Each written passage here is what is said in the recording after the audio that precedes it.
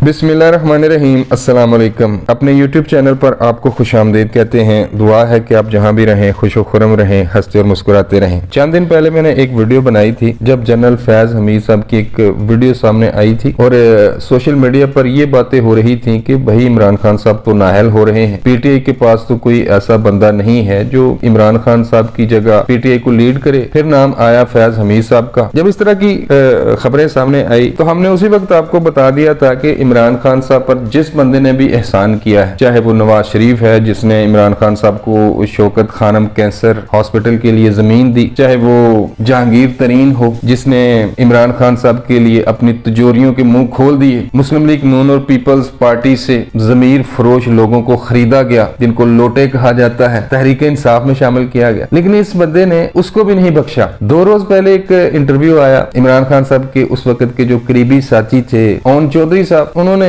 एक एक चीज अवाम के सामने रख दी कि फैज हमीद के जरिए और बाबे रहमते के जरिए जानबूझकर जहांगीर खान तरीन को इमरान खान साहब ने नाअहल करवाया। और नाअहल क्यों करवाया? अगर नाअहल ना करवाया जाता तो एक तो इमरान खान साहब खुद नाअहल हो जाते और दूसरी तरफ वो नवाज शरीफ साहब को भी नाअहल किया गया था, तो फिर भाई बैलेंस तो करना था, अवाम को तो दिखाना था कि नहीं जी सब कुछ ठीक हुआ है। तो जहांगीर खान तरीन को भी इस बंदे ने नहीं छोड़ा। तो जब से ये खबर सामने आई है कि इमरान खान की नाअहली के बाद फैज हमीद PTI के नए चेयरमैन होंगे, तब से सोशल मीडिया पर बैठे हुए जो PTI के दलाल हैं उन्होंने फैज हमीद के खिलाफ भी प्रोपेगेंडा शुरू कर दिया है। मेरी फैज हमीद साहब से, जनरल बाजवा साहब से या फिर इमरान खान साहब से हमें कोई भाई दिली लगाव नहीं है। जिसने भी पाकिस्तान को लूटा है, तबाह बर्बाद किया है, उनका एहतसाब होना चाहिए, चाहे वो फैज हमीद साहब हैं या फिर जनरल बाजवा साहब हैं। कहने का मकसद ये है कि जो लोग इमरान खान साहब को इक्तदार में लाए, भाई ये कौन नहीं जानता कि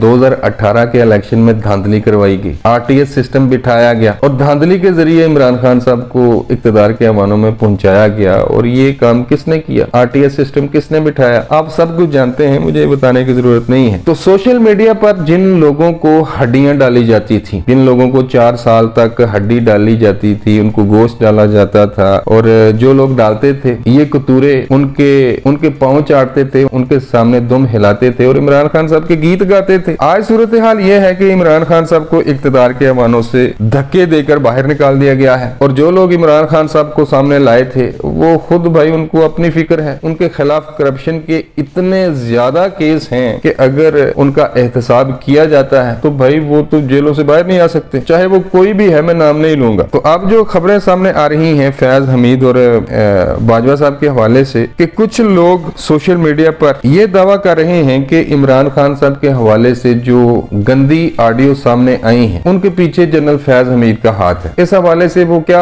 दलाइल पेश कर रहे हैं इस पर मैं नहीं जाना चाहूंगा, क्योंकि मैं जानता हूं कि ये एक गंदा खेल है, ये हमारे इदारों को बदनाम करने की कोशिश है, लिहाजा मैं इस खेल का हिस्सा नहीं बनूंगा। जो चंद अहम पॉइंट है मैंने उठाए हैं उस पर मैं आपसे बात करना चाहूंगा कि एक ये कहा जा रहा है कि इमरान खान के हवाले से जो गंदी ऑडियो आ रही हैं उसके पीछे फैज हमीद का हाथ है। जो बंदा भी ये सब कुछ करता था उसके फैज हमीद साहब के साथ ताल्लुकात थे और फैज हमीद के कहने पर ही इमरान खान साहब की जासूसी की जा रही थी। ये उनको आज इन बातों का इल्म हुआ है। और एक और भी ये लोग दावा कर रहे हैं, बल्कि इल्जाम लगा रहे हैं कि कुछ ताकतवर शख्सियात जिन्होंने हाल ही में रिटायरमेंट ली है, इनको पाकिस्तान की टॉप मॉडल या एक्ट्रेस इनको भेजी जाती थी या सप्लाई की जाती थी, जो भी आप समझ लें। वो ये कहना चाहते हैं कि ये जो शख्सियात हैं पाकिस्तान की जो टॉप मॉडल और एक्ट्रेस हैं उनके साथ अय्याशियां करते थे। आज ये अवाम को ये बताने की कोशिश कर रहे हैं कि ये जो गंदे काम थे इनमें ये लोग मुलव्वस थे।